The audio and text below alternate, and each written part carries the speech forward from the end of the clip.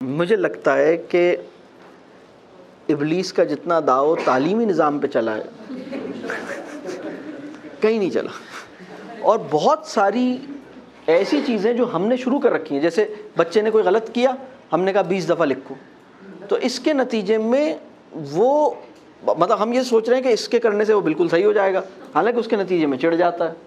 تو یہ اس میں سوچنے کی بات یہ ہے کہ یہ کس نے بتائے تھے ہمیں، یہ کہاں سے آئے تھے ہمارے پاس، یہ کیسے سٹارٹ ہوئے، سمجھ آ رہی ہے؟ ہاں، تو اب جو ہے ان سب چیزوں کو، اب اس میں دیکھیں ایک اصول آپ سمجھ لیں، ہر وہ چیز جو ہمارے تعلیمی نظام میں ہو رہی ہے، اگر اس کی وجہ، اس کی منطق، اس کا مقصد اگر آپ کو سمجھ میں نہیں آ رہا تو آپ سوال اٹھائیے۔ اگر کوئی مجھ سے پوچھے کہ ہمارے وطن کا تعلیمی نظام کیسے بدل سکتا ہے، یا اس تعلیمی نظام کو بدلنے کے لیے کون سے اوزار چاہیے، تو میں آپ سے عرض کروں گا سوال کی کدال چاہیے۔ اور وہ سوال کون سا ہے، وہ کون سی کدال ہے؟ میں آپ کو یہ جو میں دے رہا ہوں نا، یہ جو آپ سمجھ لیں، ایک مزدور کو چھینی ہتھوڑی مل رہی ہے، ایک کسی کو کوئی یہ کدال مل رہی ہے، بیلچا مل رہا ہے۔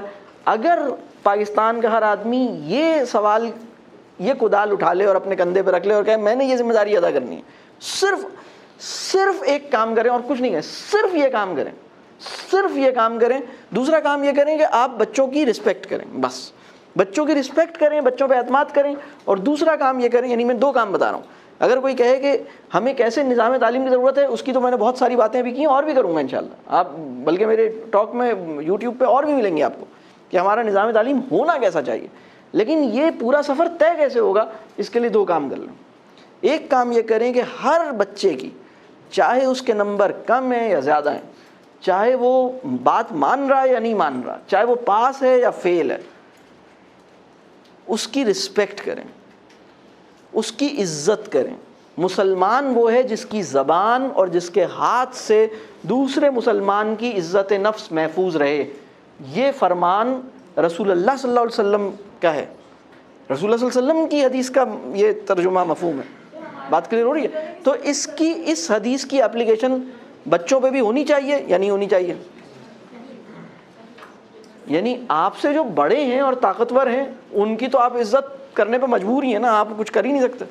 جو چھوٹے ہیں اور کمزور ہیں انہی کی تو کرنی ہے نا، بیوی کی کرنی ہے، بچوں کی کرنی ہے، اپنے اور چھوٹے بہن بھائیوں کی کرنی ہے، ان کی کرنی ہے نا۔ جو اوپر ہیں ان کی تو خود ہی ہو رہی ہے عزت، ان کی ذرا آپ کچھ کر کے دیکھیں پتہ لگے گا۔ تو اگر ہم 2 کام کر لیں، ایک کام ہم یہ کریں کہ ہر بچے کی سیلف رسپیکٹ، عزت نفس، اس کا خیال کریں۔ اگر ہم کسی بچے سے دیکھیں، میں ایک بات اکثر سمجھاتا ہوں، اگر آپ کا کلائنٹ کوئی بہت ہی غلط بات کرے، بہت ہی بدتمیزی کی بات کرے، آپ اس سے کیسے نمٹیں گے؟ آپ جواباً بدتمیزی نہیں کریں گے۔ اگر آپ کا وہ کلائنٹ ہے، آپ کہیں گے اچھا تو میں اصل میں دیکھیں، یہ آپ کسی نئے طریقے سے اس کو کوئی بات سمجھائیں گے، آپ کہیں گے اچھا دیکھیے یہ تو بات ایسے نہیں ہے، آپ تمیز کے دائرے میں اس کو سمجھانے کی کوشش کریں گے۔ بچہ بھی ممکن ہے کوئی غلط بات کر دے، آپ اس کی بھی، آپ کو آتا ہے، ایسا نہیں ہے کہ ہمیں نہیں آتا، ہمیں آتا ہے کہ اگر جس کے پاس گوٹ پھنس جائے ہماری، اس سے کیسے بات کرتے ہیں، یہ ہمیں سب کو آتا ہے، لیکن ہم کرتے نہیں ہیں۔ کلیئر ہو رہی بات؟ ہم اپنے بچے کے ساتھ ایسے ہی معاملہ کریں۔ تو پہلی بات تو یہ کہ اس کی سیلف رسپیکٹ، اس کی عزت نفس کو پروٹیکٹ کریں۔ دوسرا کام یہ ہے کہ ہمارے تعلیمی نظام میں جو کچھ بھی ہو رہا ہے، جو کچھ بھی ہو رہا ہے، میں نہیں کہہ رہا کہ سب غلط ہو رہا ہے، اس میں اچھی چیزیں بھی ہو رہی ہیں، صحیح چیزیں بھی ہو رہی ہیں، غلط چیزیں بھی ہو رہی ہیں، غلط چیزیں ذرا زیادہ ہو رہی ہیں اس وقت کی کنڈیشن یہ۔ جیسے جیسے اپنا ادارہ صحیح کرنا شروع کریں گے انشاءاللہ صحیح چیزیں بڑھ جائیں گی، غلط چیزیں کم ہو جائیں گی انشاءاللہ، اللہ نے چاہا تو۔ لیکن بہت ساری غلط چیزیں ہو رہی ہیں۔ جو کچھ بھی ہو رہا ہے اس کے اوپر سوال اٹھائیں، سوال کی کدال چلائیں۔ اس کا مطلب یہ نہیں حملہ کر دیں، لڑائی کریں، کوئی لڑائی، صرف ایک سوال کریں، سوچیں، اپنے ذہن میں سوال اٹھائیں، یہ جو کام ہو رہا ہے یہ کیوں ہو رہا ہے، اس کا مقصد کیا ہے، اس سے کیا حاصل ہے، اس کا کیا فائدہ ہے، یہ ہونا چاہیے یا نہیں ہونا چاہیے، اس پہ سوچیں اور اس پہ لوگوں سے پوچھیں۔ یہ جو ہم بچوں کو 1 منٹ لیٹ ہونے پر بے عزت کرتے ہیں اور واپس بھیج دیتے ہیں، تو اس سے ان کی تعلیم اور تربیہ میں کیا حاصل ہوگا؟